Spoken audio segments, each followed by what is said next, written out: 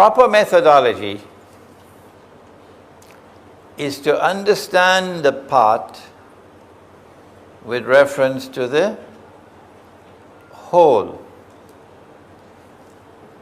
And so, now fasten your seat belts and put on your thinking caps, because this is perhaps the most important part of the whole day. And so, proper methodology is that you have to go through the Quran to locate all, if I may be forgiven for using the word, all the data in the Quran which is connected with this subject, and bring all that data together. And since the Quran is non-contradictory, وَلَوْ كَانَ مِنْ عِنْدَ غَيْرِ اللَّهِ لَوَجَدُوا فِيهِ اخْتِلَافًا كَثِيرًا. Had this Quran come from a source other than from Allah, you would have found in this Quran many instances of contradictions, inconsistencies, internally and externally. But there are no contradictions in the Quran. The totality of the Quran is harmony. So when you have located all the data from the Quran, you have to bring all that data together in a harmonious whole. Integrate it together in a harmonious whole.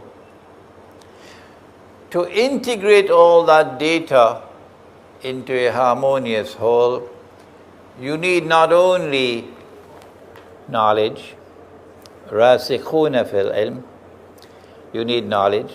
So you got to do your homework. وَلَيْسَ لِلْإِنسَانِ إِلَّا مَا سَعَى. If you don't plant, you will not reap. And more than any other thing, it is in this subject that you got to plant if you want to reap.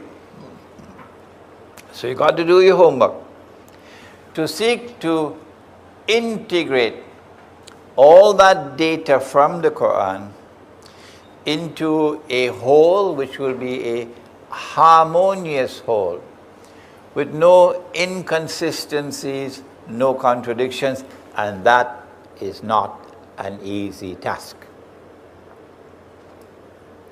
So don't attempt to run when you do not even as yet know how to creep. Be careful. But in addition to that, as every scientist would tell you, all the major discoveries of science are like this. You need something more than the rational effort. Something more than the cerebral effort. You need something called insight. And our chairman is the one who introduced you to insight. This is the third insight. And in this case, spiritual insight. And so the importance of the spiritual quest in Islam. The people who have distinguished themselves all through our history in the pursuit of the spiritual quest chose, I wish they had not done it, chose to give to their discipline the name of tasawwuf or Sufism. If they had not done that, my life would have been so much easier. Yes. It was Dr. Israr Ahmad rahimahullah in Pakistan who first drew my attention to it. Why did they not stick with the term given by Jibreel alayhi salam, al-ihsan? If they had stuck with al-ihsan, stayed with that term, which is the same as tasawwuf, we wouldn't have all this jihad today against Sufis. It is al-ihsan which delivers insight. So they can establish as many think tanks as they want in Washington or in Jerusalem. The doors of the Quran will forever remain closed to them. They will never be able to penetrate the Quran unless Allah opens the door for them. And that door will be opened with insight. Insight. So go down on your musalla and pray and beg for knowledge. Beg for it. Oh Allah, they are asking for this and for that and the other. He wants a Mercedes Benz. He wants the most beautiful woman in the world. And he wants a house lovely as a castle. But this is all I ask for. This is all that I ask. Ask for it, for knowledge. And that knowledge would come to you with insight. And so you're able to bring the totality of the Quran on this particular subject, the totality of the data into an integrated and a harmonious whole. And only then you can now direct attention to the verse of the Quran.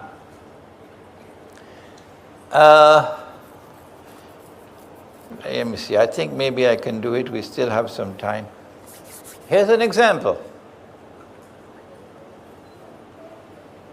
I was invited by the Methodist Church in the United States to address a gathering of Methodist ministers from the United States, Canada, and from other parts of the world. Some came from the Arab world. And about 200 of them in this hall in upstate New York. And I'm invited to address them. I'm probably the only Muslim in the whole hall. And after I gave my talk, they're very polite people, the Americans, ripple of applause and so on. Then one elderly minister got up, held up the Quran in his hands. Yusuf Ali. And incidentally, I forgot to mention, I got Yusuf Ali and I got Muhammad Asad, the two most famous translations in English. And I got them from the publishers at the maximum discount, 30% maximum discount, and I'm passing them on to you at that discount. Okay, so if you want, you can get these copies as soon as they have the first break. If you don't want to buy them, you can still use them and then put them back, but don't soil them.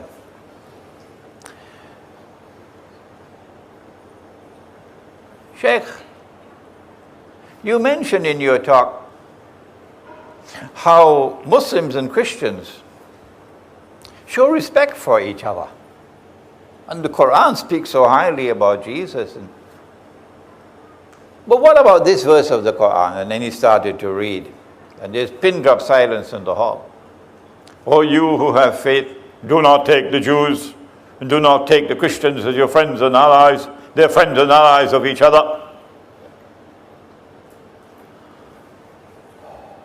I didn't know how to answer him. I didn't know how to answer him. I was fishing. And I gave an answer which didn't convince them, the 200 ministers there, because I had not as yet applied proper methodology. It is when I applied proper methodology that I suddenly found that there was far more to this verse than you could find in the tafsir, where they are directing attention to Christians at that time and Jews at that time, this tribe and that tribe and the other tribe.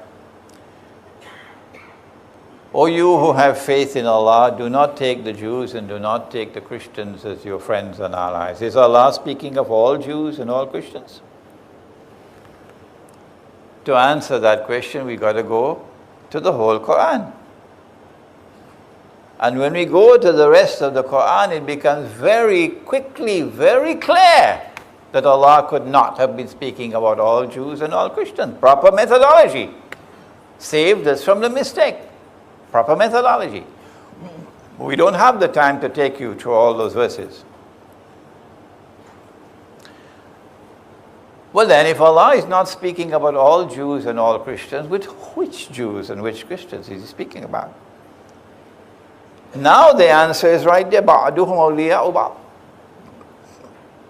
Meaning, do not take such Jews, and do not take such Christians as your friends and allies. بَعْدُهُمْ أَوْلِيَاءُ بَعْضٍ. Who themselves are friends and allies of each other.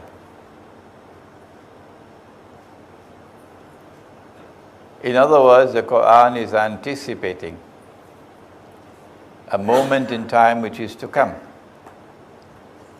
when a Jewish-Christian alliance is going to be established. That Jewish-Christian alliance never came into being in Eastern Christianity. No. What used to be Byzantium, what the Quran refers to as Rome, غُلِبَتِ الرُّوم. That Jewish-Christian alliance came into being from Western Christianity, not Eastern Christianity. And that Jewish-Christian alliance gave us Zionism. Christian Zionists and Jewish Zionists. And the military arm of that Christian-Jewish alliance is NATO. The fools in Libya, the absolute fools in Libya, didn't know this verse of the Quran. When they entered in alliance with NATO, their argument was, we can take help from anywhere in the world, even from Satan, to achieve our objective. And they did make an alliance with Satan. And look where they've ended up. And if you make an alliance with them, وَمَنْ يَتَوَلَّهُ مِنْكُمْ فَإِنَّهُ مِنْهُمْ. You've lost your Islam. Here is a verse of the Quran which we can now understand for the first time in a new way. This is not to say that the meanings which were extracted in the tafsir are invalid, but that was not all. That was not all. The Quran is saying more.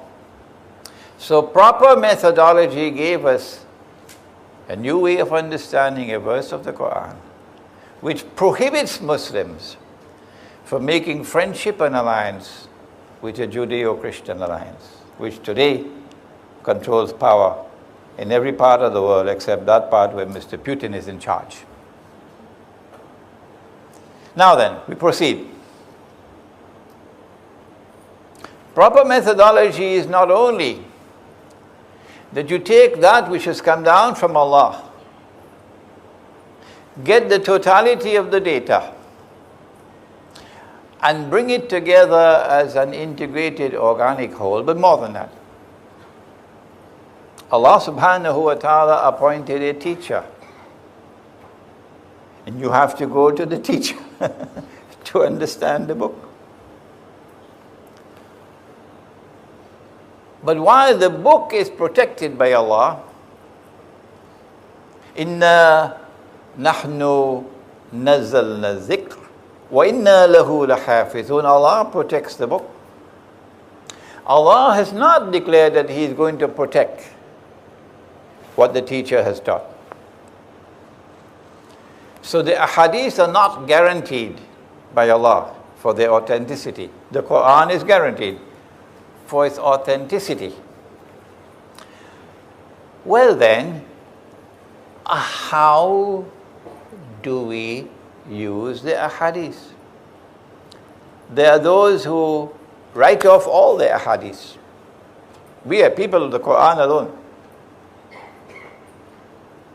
They make a mistake. There are those who, once a hadith is sahih, that's it. No one must ever question a sahih hadith, otherwise you lose your head. That's wrong. The Quran sits in judgment over the hadith.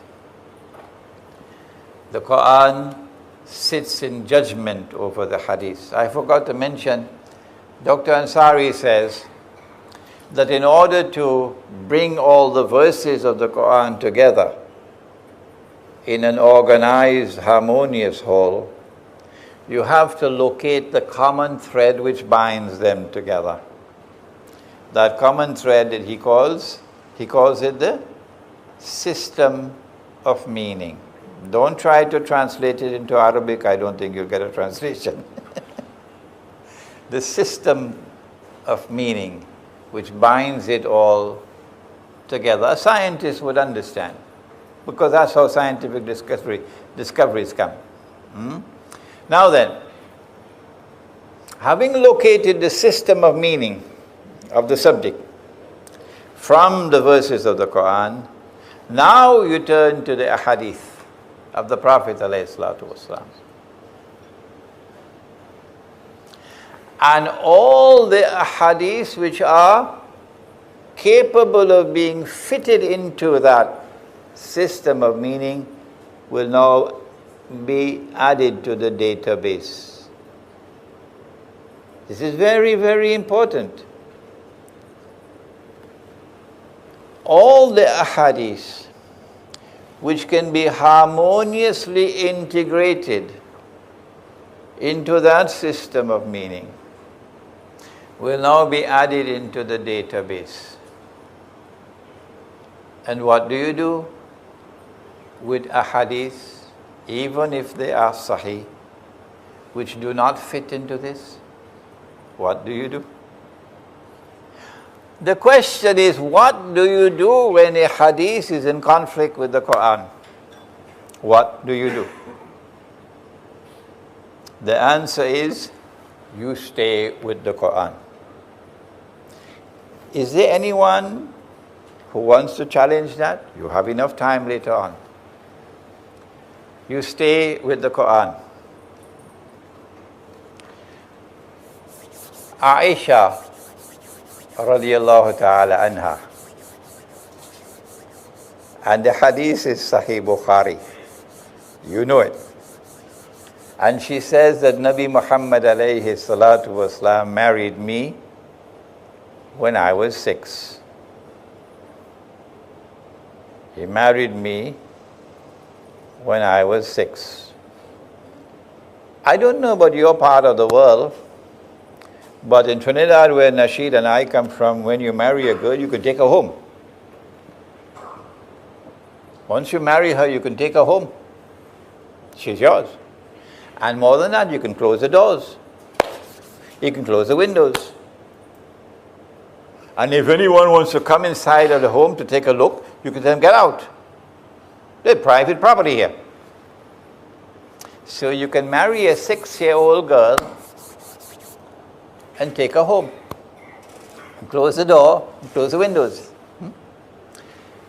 The Prophet ﷺ married me when I was 6 and consummated the marriage when I was 9. I'm not particularly concerned with that part. I'm concerned with the marriage part, 6. Is this hadith in conformity with the Quran, or is it in conflict with the Quran? If I marry a girl in Islam, she has a choice. I have to make a proposal of marriage, and she has to accept or reject, usually through her wali. And if she says no, you better go find somebody else, because she has the right to say no. And if she does not have the right to say no, if she has no choice, the marriage is invalid. The marriage is invalid. Good. If the Prophet ﷺ married her, the implication is that you have a nikah. And in order for a nikah to take place, she must have choice to say yes or no. But when Allah has decreed a matter, you don't have choice. She had no choice. So how can you have a nikah with someone who has no choice? The communication from Allah is she is your wife. Allah has already chosen her as your wife. Implicit in this statement is the marriage is already taking place through Allah. If she is already divinely married to you, how can you have a marriage ceremony here? Once Allah has married you to her, there is no marriage ceremony here. So there is a deficiency of language here. Instead of saying, he married me when I was 6, it should have said, Allah married us. Not he married me, Allah married us. Okay? Once you notice this deficiency in language, that it should have been Allah married us, not he married me, you now are alerted to this hadith. Now, marriage means that you have lawful sexual relations. Once you're married, you have lawful sexual relations.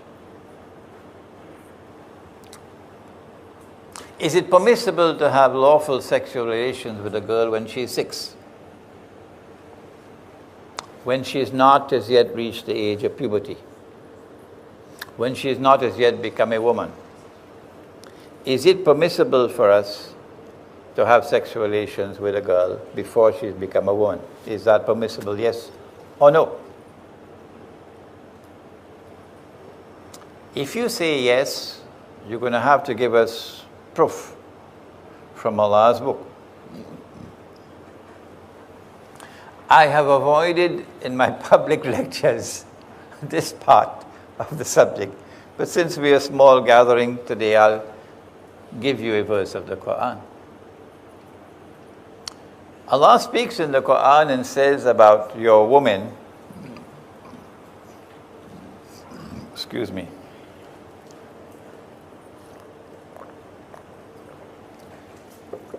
He says, نساؤكم حرث لكم.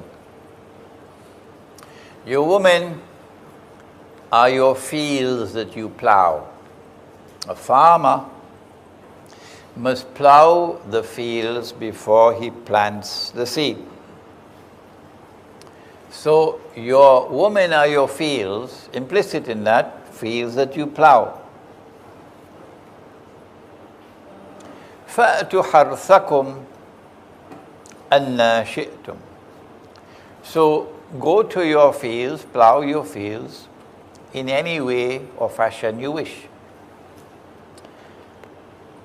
The asbab al-tanzil of this ayah of the Quran is that Umar radiallahu ta'ala anhu had sexual relations with his wife, but not in the missionary form, from on the back. And the Jews declared that if the baby is born, it's going to be squint-eyed. And the matter came before the Prophet ﷺ. And this revelation came down to belie that wrong notion that the Jews had. No, you're entitled to have sexual relations in any pose, in any form, provided that it is a field that is being plowed. Okay? The field becomes a field only when a seed can be planted, and if Allah allows germination, it can germinate. Only then can it be called a field. Can a 6-year-old girl be considered to be a field? That if you plant a seed, the possibility exists that it can fertilize and grow? Answer? No, of course not. Of course not. And so I have come to the conclusion, if others differ with me, they have the right to do so, but they must do it publicly, not in privately. that it is not permissible in Islam to have sexual relations with a girl unless and until she has become a field, meaning she has reached the age of puberty.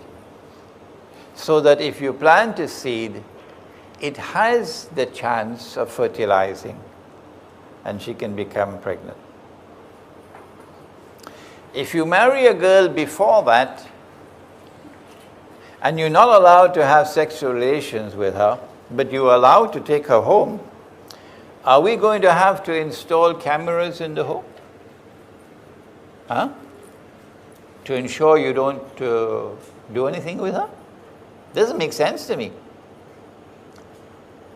I know that the Australian government has great concerns about Australian citizens who are pedophiles. I'm not bad talking Australia, I'm talking about the Australian government. If we say that women are allowed, you can marry a girl at age 6 in Islam, every Australian pedophile will want to become Muslim.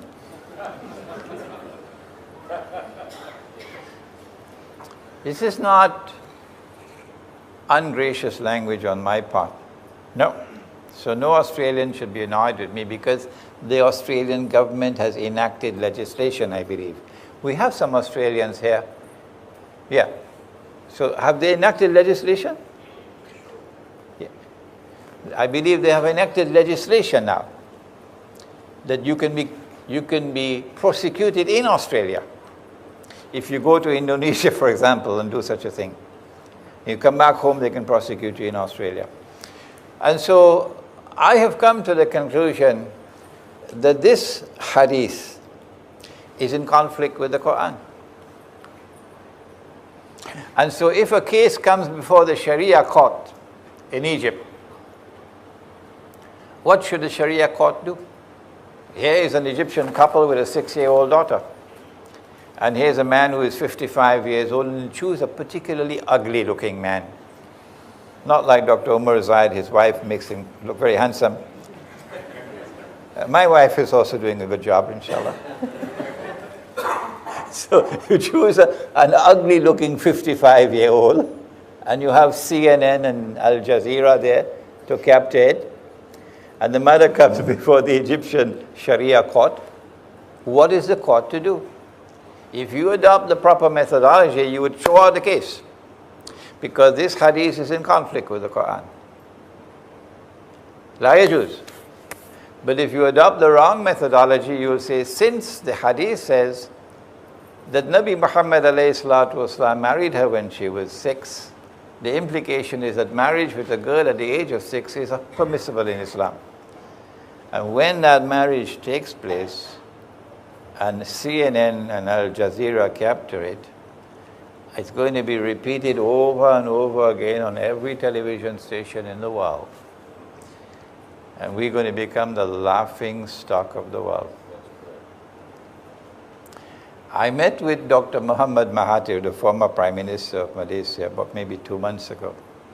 And very strangely, he was very much interested in this subject. He spent most of the time with me talking on this subject. And when I said to him, Dr. Mahathir, we're going to become the laughing stock of the world, he said to me, we are already the laughing stock of the world. One more. Proper methodology and wrong methodology, because this is crucial to the study of Akhir Zaman. That's why I stopped the bus, so you can get out and walk around a bit.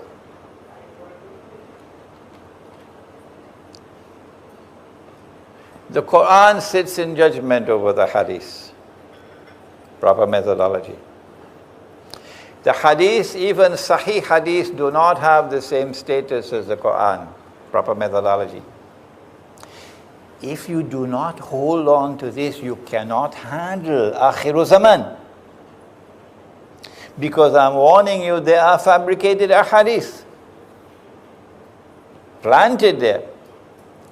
And you're going to step on a time bomb. So you need proper methodology to be able to handle Akhirul Zaman.